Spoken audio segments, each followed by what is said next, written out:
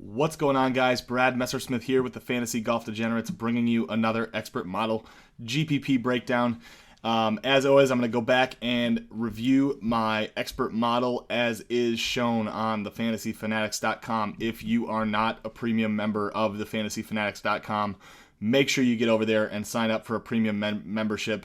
There will be a link in the description of this video. You can use that link to go in there and get signed up for the premium membership. You can use all of the tools you're going to see here today, as well as a few extras. So, that being said, we are talking about the Waste Management Open, the stadium course with the 16th green. Hundreds and hundreds of thousands of people will be streaming in and out of this course, and we've got a lot to cover. So, let's dive right in. Key stats this week. We got, with a number 4 rating, we've got DraftKings points gained, par 71.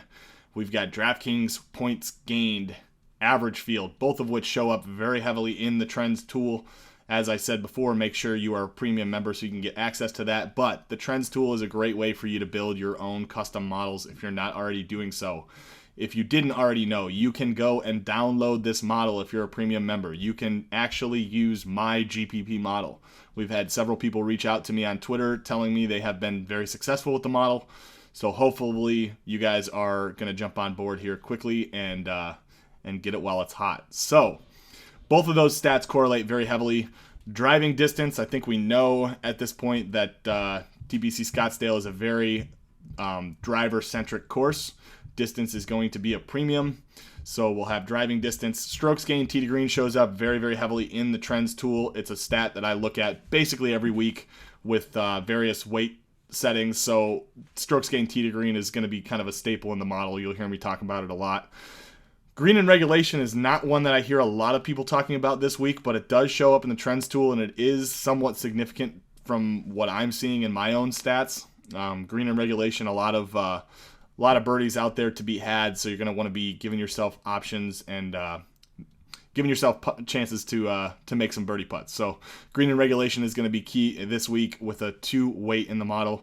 And then the last stat is a new addition. Stroke differential field average. If you did not already listen to the Fantasy Golf Degenerates podcast, of which I am a host, we had our fearless leader, Ryan Patsko, on. Ryan Patsko is the founder of the fantasyfanatics.com, the man behind the mask, who basically developed all of the tools that you see on the fantasyfanatics.com, has added this stat in. We talk a little bit about this stat on the podcast, so I will leave a link to that. Oh, I can't get my hand in the... I got to practice that, I think. I will leave a link to that in the description of this video, so make sure to go check that out as well. Definitely a good listen, some really fun stuff there, and we talk a lot about which golfers we like and don't like. Speaking of which, I'm going to do that here now. So I'm going to scroll over here so we can look at some of the ownership here as we go down. You can see my stats are set at 70%, recent form at 10%, course history at 20%. Definitely an interesting subject here. This model is built for GPPs, so when it comes to recent form, we really don't want to weight that too heavily. Really, we're looking for guys who are going to be low owned and have high upside. And recent form is really not a good indicator of that. So 10%, I like to have it in there. I think there is some relevance to recent form, but when it comes to GPPs, we see winners come off of missed cuts all the time. So don't want to weigh that too heavily. So let's get right into the golfers. We've got right up at the top of the model, Jon Rahm. Hopefully you're not hearing this name for the first time. He won last week, obviously, but has been a guy that we've talked about a lot over the last month. He has been very, very popular at times. Last week he was not so, but ended up pulling through for his first win on tour. Jon Rahm is looking to basically become a staple among some of the top golfers in the world.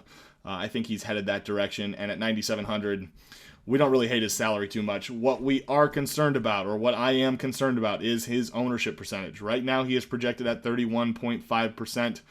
I could see that going over. I could very easily see him coming in almost 40%. That's how high I think he will be owned, so a little bit of concern there. If you're making something like 3 or 4 lineups, maybe you could consider fading him. If you're making 50 lineups using the lineup generator, you probably don't want to fade Jon Rahm 100%. He's probably a guy you want to have. He is Actually, he went to school in Arizona State, so a lot of people have been talking about him this week as a potential back-to-back winner, surprisingly. So probably not a great idea to fade Jon Rahm entirely. The next guy you will have heard of, obviously, Hideki Matsuyama, has been one of the hottest golfers on tour, if not the hottest golfer, and has the best course history in the field. His average finish is around second place. He has a first, a second, and a fourth, and he really, really is a great play this week.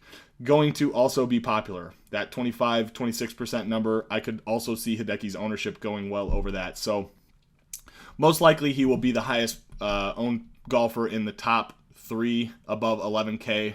That being said, again, I think we're in a situation where we don't want to fade Hideki. Moving down a little bit, sorry for the scroll. I said that so angry because a lot of people have told me that I scroll too much on these videos. So I will try and I'll try. I don't have a lot of patience and I get all excited, so I will try not to scroll too much in this video. So sorry for lashing out at you guys. So Bubba Watson at 8,300 is probably my favorite golfer in the field this week. He does have good course history here, has played well in the past, has won well over $1 million in earnings at this event. Definitely a golfer I'm going to be targeting a lot of. Seems to fit the model really well and should be overlooked to some extent because of his recent form. He has not done anything in quite some time. So going to be a golfer who I think will come in at a little bit low ownership than what we're used to seeing him at. Not so much, though, as the next guy who I like probably even more than Bubba Watson, my favorite golfer of the week, Rickie Fowler. I expect him to come under 10% in ownership at the end of the lineup block. At 9,500, I don't have any complaints. Statistically, he is one of the best fits in the field for this event. Rickie Fowler is a guy, especially for GPPs, who I'm going to be hammering hard. He will make his way into a lot of my lineups. Dropping down a little bit in salary, Russell Knox at 7,500 is definitely going to be no stranger to other people's lineups, and is certainly not going to be overlooked. Russell Knox is well underpriced at 7,500 and is probably one of the more elite golfers in the field, and is definitely going to be a golfer who I could see winning this tournament for sure. So at 7,500, don't overthink this. Get him into your lineups. We'll drop down a little bit more. JB Holmes is a guy I'm probably going to be talking a lot about. His birdie rate is exceptional. He seems to never go up too highly in price. 8,800. I don't really have a whole lot of complaints. I don't think he's the most mispriced golfer in the field by any means. Pricing is very soft this week, but JB Holmes is a guy who I think is one of the more skilled golfers in this field. Seems to fit the course fairly well. We've talked about driving distance. JB Holmes is basically driving distance in a bottle. So really love JB Holmes again this week. Talked about him last week as well, I believe, and going to be a golfer who I think is someone who makes his way into a lot of lineups for me this year. Grayson Murray, you may not have heard of Grayson Murray, but he is a web.com graduate and is also kind of a driving distance in a bottle type guy. I don't know how much is here for Grayson Murray, but I do like him a little bit. At 7,100, I don't think he really hurts you too much. He may end up going over in that 1.62 ownership projection range. I think that's a little bit low for him. I've already heard him talked about a little bit this week from some other areas in the industry, so I think he will probably get a bump up, but not somebody at this point that I think is going to be exceptionally high owned, so it doesn't really hurt us too much there, and having a little clip of him could be good with his upside. So all of those guys are probably the favorite guys I have in the field. I'm going to drop down and talk about some of the guys that I don't like very much. Brian Harman is coming off of back-to-back top 10s. I expect him to be popular as a result. At 7,700, I think there are a lot of really good options around him. I don't think he really fits this course statistically very well. Outside of recent form, I don't think there's much there for Brian Harman, and to me, especially with high ownership, that's a great recipe for a fade. Dropping down, going back up a little bit in salary is Padraig Harrington, who is probably one of the most mispriced golfers we will see all year. I don't think we saw a guy mispriced as badly as Padraig Harrington is this week all of last year.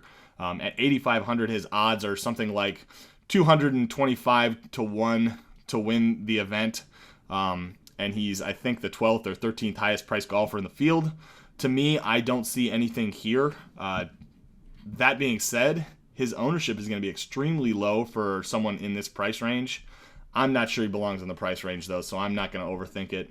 I'll take a hard pass on Padraig Harrington this week. And the last guy I want to talk about, we talked about him a little bit the last few weeks, Pat Perez at 8K, I think is probably one of the few golfers who may be a little bit overpriced. That being said, he looks very, very good. He seems like he's gotten healthy now. He was struggling with an injury basically all of last season, I think. Could even be more than 12 months. So he's been off for a very long time. Comes back and has been playing really hot. I picked him as kind of a dark horse to win in the next 10 events. I think that was 3 events ago, and he has 2 top 5s in that stretch. So Pat Perez is a guy I'm going to be getting back on. I'm kind of hoping people will be off of him because of his $8,000 price tag, but recent form is there. Statistically, I'm not sure he really has a whole lot to speak of for this course, but for a golfer who could potentially be mispriced because of his the people surrounding him, I think will keep his ownership low, and I think he's a little mispriced, which will also serve to keep his ownership low. So going to be a guy I jump on and hope to get some value there and possibly some upside, which he has shown over the last 3 or 4 events on tour. So that being said, that's going to cover it. Hopefully you guys got a little bit of value out of this. Let me know if you guys find your way into the leaderboard of any GPPs or have any exciting results. If you have any questions or any concerns about what you're seeing here today, be sure to reach out to me on Twitter at BMessDFS and check out the podcast, link in the description. And make sure to get over to fantasyfanatics.com and become a premium member. And we will catch you guys next time.